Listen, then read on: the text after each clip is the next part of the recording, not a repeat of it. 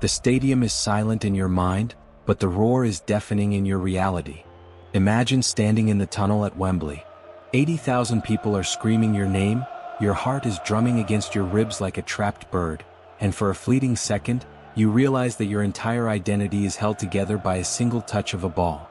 If you misplace it, the world turns on you. This is the hidden, psychological decay of professional football. We focus on the trophies, the wage packets, and the glory, but we rarely talk about the moment the camera lights fade. Consider the 2014 World Cup final. Mario Gotze scores the winner. He is the golden boy of German football. Yet, 3 years later, he is struggling with a metabolic illness that is tied directly to the sheer, crushing intensity of his physical and mental state. He wasn't just tired, he was broken by the pedestal we placed him on. Why does the pinnacle of success often trigger a total psychological collapse? It starts with the loss of agency. When you become a product, your life is no longer your own. Every decision, from what you eat to who you speak to, is dictated by the machinery of the club. Think of the tactical obsession that consumes the modern game. A manager demands perfect positioning, constant pressing, and zero emotional leakage.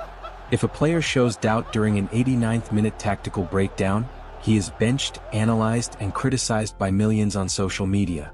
This is not just physical fatigue, it is a relentless erosion of the self. The human brain is not wired to handle the microscopic scrutiny of the internet. When you lose, you are not just a player failing a task. You are a failure to your family, your city, and your legacy. But here is the secret that agents and clubs rarely whisper. The most successful players are the ones who learn to build a bunker in their own minds. They stop reading the papers. They stop scrolling the feeds. They effectively become ghosts in their own lives to survive the noise. Yet even this comes at a devastating cost: total emotional isolation. You are surrounded by people but utterly alone because you cannot risk being perceived as human. What happens when the silence finally becomes too loud to ignore? Think back to the sheer weight of expectation on young prodigies. We see a 15-year-old tearing through the youth leagues, and we label him the next icon. He is not a child anymore, he is a financial asset. That pressure is a form of trauma.